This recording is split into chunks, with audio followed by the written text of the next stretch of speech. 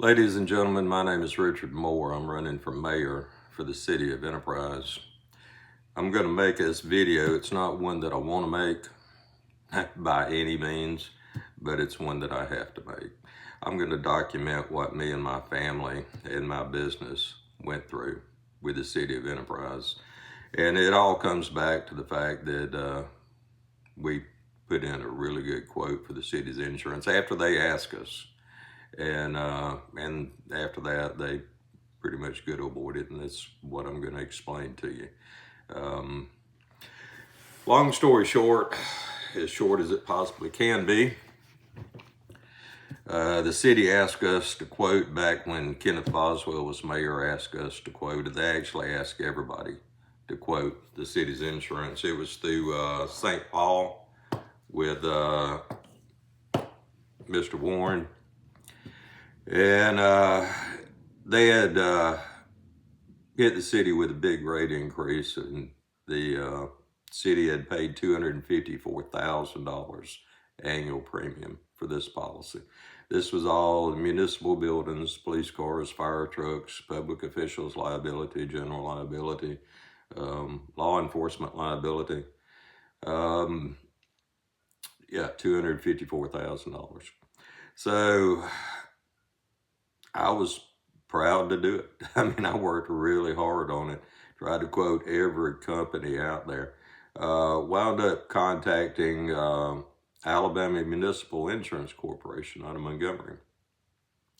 And when I called that company and talked to their guy up there, he said, certainly we'll be glad to help you quote the city's insurance if you'll put our quote in front of the city council. Said, we've had the city's workers' comp for several years, and for one reason or another, Mr. Warren won't put our proposal in front of the city for the general liability and the property coverage. So I told them I certainly will. So they did. They helped me quote the city's insurance, and they gave me an outstanding quote. I mean, it was a really good quote. So put it all together, made a nice little proposal, bound it up nice and pretty, and turned it in. Well, as soon as I turned it in, all of a sudden, nobody knew my name.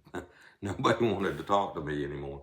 So, being persistent, I started going around and being a pest and going to where the city councilmen's work and trying to talk to them and this, that, and the other.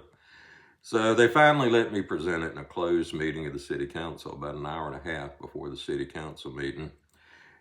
Didn't know then, but I believe now that meeting violated the open meeting rules, that they were supposed to meet in public, take a vote, to adjourn to executive session to discuss the city's business, but that's not how it happened. Like I said, this was in the conference office of the mayor's. About an hour and a half before the city council meeting actually started, Mayor Boswell was there. All of the council members was there, as well as Stephen Hicks, the city treasurer, and Rainer Cotter, the city attorney. Gave them all a proposal. Like I said, I had it nice, nice little proposal bound up for each and every one of them. Went through it page by page. Closing statement was, gentlemen, I said, there's two things to remember about this quote. I said, number one, this would be a super deal if you had to pay $37,000 more for it. It's just that much better coverage, and it was. I said, the other thing to remember, I said, it's the right thing to do. I said, it's the right thing to do for the city.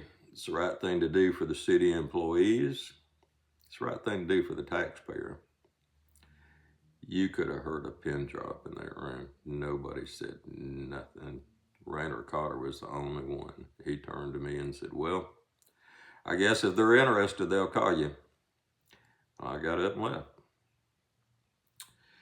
Well, what they did after that is they went ahead and renewed their St. Paul policy. They paid quite a bit more for it than what I had offered them. So they went ahead and renewed that. The very next year, they changed over to exactly what I proposed. Same company, same coverages, I believe. Only they paid quite a bit more for it. So I get it. I'm pretty aggravated by this point, because right is right and wrong is wrong, right? Me and my family and my business worked really hard on this, gave them a good proposal, and look what it got us. They're gonna pay their other agent for my hard work. So I ran for city council, because again, right is right and wrong is wrong, right? So I ran for city council and went around and told everybody what they did. I mean, my question then is the same question I've had all this time, is if they're willing to do that on $250,000, what's going on with other millions and millions of dollars? Probably more of the same. So I ran for city council, went around and told everybody what the deal was. Of course, I didn't win, but I went around and told everybody anyway. Well, the next thing that happens,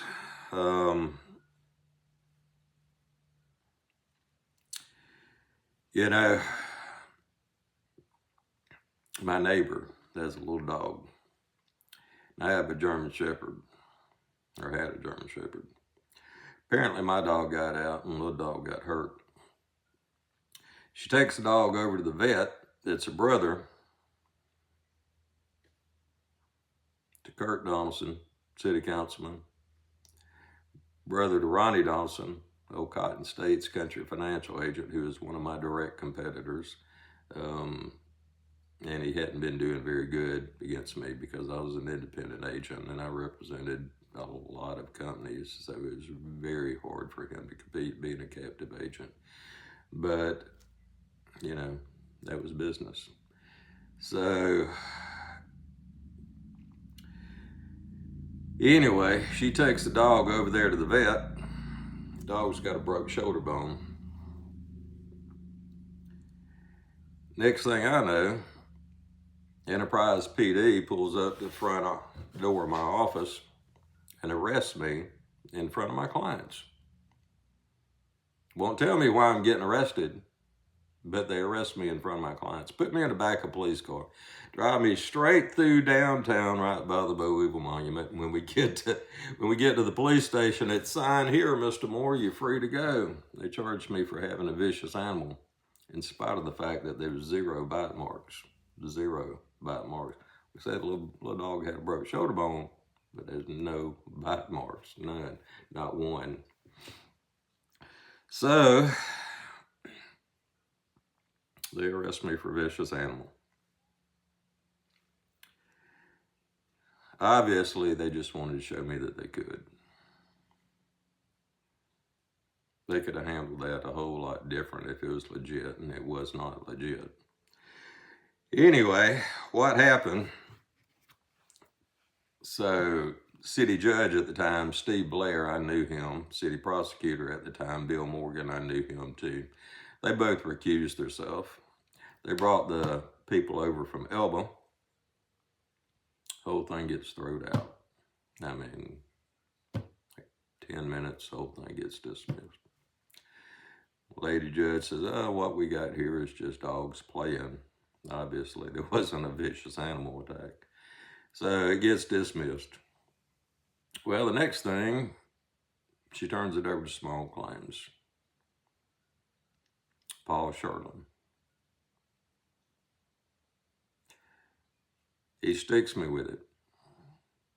So now I got $1,500 that I've paid an attorney for the criminal. I paid him another $1,500 for the civil. And I'm like, there's no way this is going to stick. So I paid him another $1,500 to appeal it.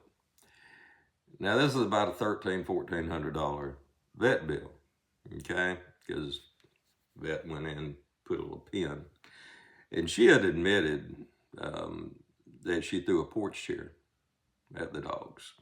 So my position was, well, she broke her own dog's shoulder bone, because if my dog, you know, I mean, full-size German Shepherd, if he viciously attacks another dog, there's going to be some bite marks. So that's pretty obvious. So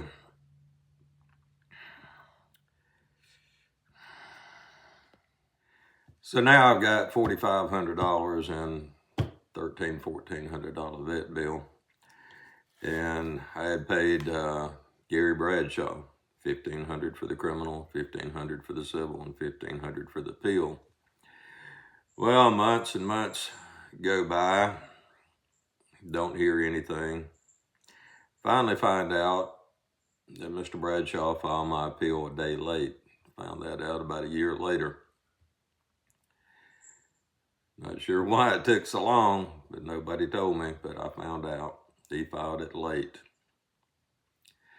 So I said, well, this is not going to stick, so I'm not going to lay down for this. So I filed a complaint with the Alabama State Bar. Again, right is right and wrong is wrong. It's the way it's supposed to work. So initially, he tried to say that I didn't pay him. I dug up, canceled checks where I'd paid him and sent that in when I did, They sent him back a letter saying that he needed to take care of it and make it right. So he sends me a letter asking me to come in. And I told him, I said, look, you just settle it with her. I'm just tired of it. And we'll be good. Trying to be nice. So he did. He settled it with her. Some of the things that I'm probably leaving out some stuff here. One of the things that I know I'm leaving out that's a very important fact when it comes to the city's insurance is the fact that when the girl was shot out at Bell's, I believe her name was Eden McCrady or something like that. She was like 18 years old. That was the hostage situation where the guy just went nuts and took her hostage, and the city took the shot when he was coming out of, I believe it was Bell's, with the hostage. And we had police officers on the roof. We had police officers on the ground. Unfortunately, the police officers on the roof was on tack 2. The police officers on the ground was on tack 1. The police officers on the roof apparently did not know that he was coming out because they had a clear shot. The ones on the ground did not. The ones on the ground took the shot and killed both. Killed him and the hostage. I had a couple of Enterprise police officers showed me the slow motion video of it, and I found out during that time that I was quoting the city's insurance that the city had 0 law enforcement liability coverage. None. No liability coverage for your law enforcement.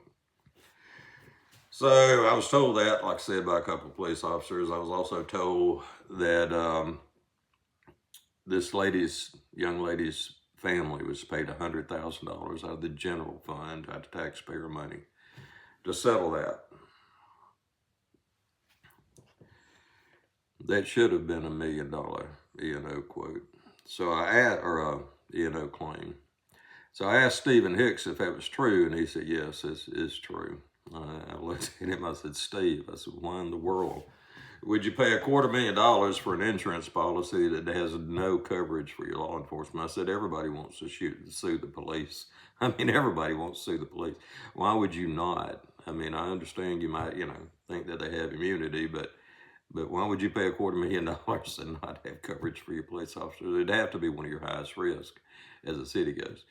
But he told me, he said, we was told by our insurance advisor, it's a word that he used, that we didn't need coverage for our law enforcement. Well, obviously you did. So I asked him, I said, hey, Steve, who's your insurance advisor? He said, I'd rather not name names. I said, that's okay.